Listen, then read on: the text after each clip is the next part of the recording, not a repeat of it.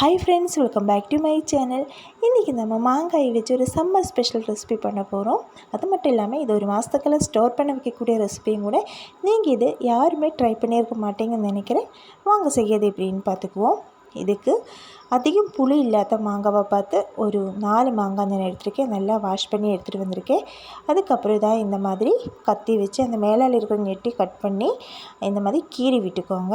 இப்போ மற்றபடி எல்லா மாங்காவும் இதே மாதிரி நம்ம பண்ணி எடுத்துடலாம். பாருங்கள், அதுக்குள்ளே மாங்காய் கலர் கொஞ்சம் பழுக்கிற மாதிரி ஒரு லைட் ஷேடு நமக்கு வந்திருக்கு. அதெல்லாம் நமக்கு ஒன்றும் பிரச்சனை இல்லை, நம்ம எடுத்துடலாம். எந்த மாங்காய் இருந்தாலும் எடுத்துடலாம், ரொம்ப பழுக்கக்கூடாது மட்டும். இப்போது இதையே நம்ம குக்கரில் சேர்த்திடலாம். குக்கரில் சேர்த்துனதுக்கப்புறம் நம்ம இதுக்கு வேகிறதுக்கு தேவையான தண்ணி, இந்த மாங்காய்க்கு அரைவாசி தண்ணி இருந்தால் போதும். இதையே க்ளோஸ் பண்ணி ஒரு 3 விசில் நம்ம விட்டு எடுத்துடலாம். பாருங்கள், இது நல்லா வெந்து வந்திருக்கு மாங்காய் பாருங்கள். இப்போ இதையே அப்படியே அந்த குக்கர்லேயே வச்சிடாமல் நம்ம வேறு பவுலுக்கு மாற்றிடலாம். அதில் இருக்கிற அந்த தண்ணி அது அப்படியே இருக்கட்டும், நமக்கு தேவைப்படும். அதையும் நீங்கள் கீழே ஊற்ற வேண்டாம். இப்போ இதையே நம்ம வேறு பவுலுக்கு நம்ம மாற்றி நல்லா நம்ம ஆற வச்சு எடுக்க போகிறோம். ஆறினதுக்கப்புறம் தான் நம்ம இதை ட்ரை பண்ணலாம். பாருங்கள், இது மாங்காய் நல்லா ஆறி வந்திருக்கு. அதுக்கப்புறம் இந்த மாதிரி ஒரு ஸ்பூனு கத்தி வச்சு நம்ம அந்த தோலெல்லாம் ரிமூவ் பண்ணி அதில் இருக்கிற பல்ப்பு மட்டும் நமக்கு தேவை. இப்போ அதையெல்லாம் நம்ம சுரண்டி இந்த மாதிரி எடுக்க போகிறோம். அந்த தோலிலும் நிறைய பல்ப்பு இருக்கும், அதுவும் நீங்கள் சுரண்டி நல்லா எடுத்துக்கோங்க. எவ்வளோ முடியுமோ அந்தளவுக்கு நீங்கள் பார்த்து எடுத்துக்கோங்க. மற்ற எல்லா மாங்காவையும் இதே மாதிரி தோல் ரிமூவ் பண்ணி அதோட பல்ப்பு ஃபுல்லாக நீங்கள் எடுத்து வேறு பவுலுக்கு மாற்றிக்கோங்க. இப்போ பாருங்கள், எனக்கு பல்ப்பு இந்த அளவுக்கு தான் கிடச்சிருக்கு. இது கொஞ்சம் கட்டியாக தான் இருக்குது. இதையே நம்ம மிக்ஸி ஜாருக்குள்ளே போட்டு ஃபைன் பேஸ்ட்டாக நம்ம அரைச்சி எடுத்துகிட்டு வர போகிறோம். மிக்ஸி ஜாருக்குள்ளே நம்ம போட்டுடலாம். அதுக்கப்புறம் தண்ணி ஊற்றாமல் நம்ம நல்லா ஃபைனாக அரைச்சி எடுத்துக்கோங்க. உங்களுக்கு அரைப்படலை அப்படின்னு நினச்சிங்கன்னா மட்டும் நம்ம குக்கரில் மாங்காய் வேக வச்ச தண்ணி இருக்கும் இல்லையா, அதே மட்டும் கொஞ்சம் சேர்த்து அரைச்சிக்கோங்க. பாருங்கள், இதை ஃபைன் பேஸ்ட்டாக அரைச்சி எடுத்துரும். எந்த கட்டை எதுவுமே இருக்கக்கூடாது நமக்கு. இப்போ அது உரமே இருக்கட்டும். 2 கைப்பிடி அளவுக்கு புதினா எடுத்திருக்கேன். இந்த புதினா நல்லா வாஷ் பண்ணி அதோட இலையை மட்டும் நல்லா கிள்ளி போட்டு எடுத்துகிட்டு வந்திருக்கேன். இப்போது இதே நாம் ஃபஸ்ட்டு அரைச்சி வச்சுருந்த மாங்காய் விழுது இருக்கும் இல்லையா, அது கூடவே சேர்த்து ஃபைன் பேஸ்ட்டாக நம்ம அரைச்சி எடுத்துகிட்டு வர போகிறோம். அதே மிக்ஸி ஜாருக்குள்ளே நம்ம புதினாவை சேர்த்து விட்டுடலாம். இது கூடவே ஒரு துண்டு அளவுக்கு இஞ்சி சேர்த்திருக்கோம். அதே குட்டி குட்டியாக கட் பண்ணி எடுத்துகிட்டு வந்திருக்கோம். அதையும் நம்ம இதில் சேர்த்திடலாம். அதுக்கப்புறம் இனி இதுக்கு நமக்கு கொஞ்சம் தண்ணி தேவைப்படும். அப்போ மாங்காய் நம்ம வேக வச்சுருந்த அந்த தண்ணி இருக்கும் இல்லையா குக்கரில், அந்த தண்ணியை தான் நான் ஒரு 1/2 டம்ளர் அளவுக்கு சேர்த்திருக்கேன். இதே சேர்த்து இப்போ பாருங்கள், நல்லா ஃபைன் பேஸ்ட்டாக அரைச்சிட்டோம். கட்டை எதுவுமே இல்லாமல் மட்டும் பார்த்துக்கோங்க. இந்த அளவுக்கு தான் நமக்கு கன்சிஸ்டன்சி இருக்கணும். இது இப்போ அங்கே இருக்கட்டும்.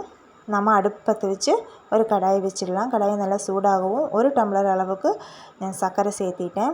சர்க்கரை சேர்த்தி 1/2 டம்ளர் அளவுக்கு தண்ணி ஊற்றி இப்போ இதையை நம்ம நல்லா கொதிக்க வச்சு எடுக்க போகிறோம். இப்போ ஒரு கரண்டி வச்சு நல்லா மிக்ஸ் பண்ணிக்கோங்க.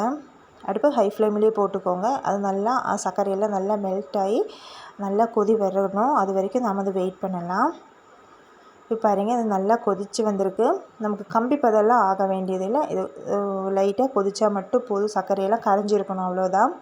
இப்போ நம்ம அரைச்சி வச்சுருந்த அந்த புதினா, இஞ்சி, அதோட விழுது இருக்கும் இல்லையா, அதே நாம் இதில் நல்லா சேர்த்து விட்டுடலாம். கைவிடாமல் இப்படி இலக்கிட்டே இருங்க, மிக்ஸ் பண்ணிக்கோங்க. ஃபுல்லாக அந்த மிக்ஸி ஜாருக்குள்ளே இருக்கிற எல்லா விழுதையுமே நம்ம எடுத்துடலாம். இப்போது அடுப்பு ஹை ஃப்ளேமில் போட்டு நம்ம இதையும் நல்லா மிக்ஸ் பண்ணி எடுக்க போகிறோம். இது நல்லா கொதித்து ஒரு லைட்டாக நமக்கு சுண்டி வரணும். அது வரைக்கும் நம்ம இதை வெயிட் பண்ணலாம். பாருங்கள், இந்த கிரேவி ஒரு திக்கான கன்சிஸ்டன்சிக்கு நமக்கு வந்திருக்கு. இந்த டைமில் நம்மளோட நல்ல சீரகம் நல்லா ரோஸ்ட் பண்ணி பொடி பண்ணி வச்சுருக்கேன். அதே 1 டேபிள் ஸ்பூன் அளவுக்கு சேர்த்திடலாம். அது கூடவே 1 டேபிள் ஸ்பூன் மிளகுத்தூள் சேர்த்திட்டோம். இப்போ இதையே நம்ம நல்லா மிக்ஸ் பண்ணி விட்டுடலாம். ஏன்னா அப்பப்போ அதுக்குள்ளே உருண்டை பிடிச்சி அது நின்றுக்கும். அதனால் அது இல்லாமல் நல்லா மிக்ஸ் பண்ணி எடுத்துக்கோங்க. கூடவே ஒரு பிஞ்ச் அளவுக்கு சால்ட்டு சேர்த்திடலாம். இது கூடவே இதுக்கு கலருக்காக மட்டும் நான் 3 ட்ராப்ஸு ஃபுட் கலர் சேர்த்துறேன், க்ரீன் கலரு. உங்களுக்கு இது ஆப்ஷன் தான், வீட்டில் செய்கிற மாதிரி இருந்தால் நீங்கள் சேர்த்த வேண்டாம். இது எனக்கு வீடியோக்கோசரம் மட்டும்தான் இந்த கலர் சேர்த்திருக்கோம்.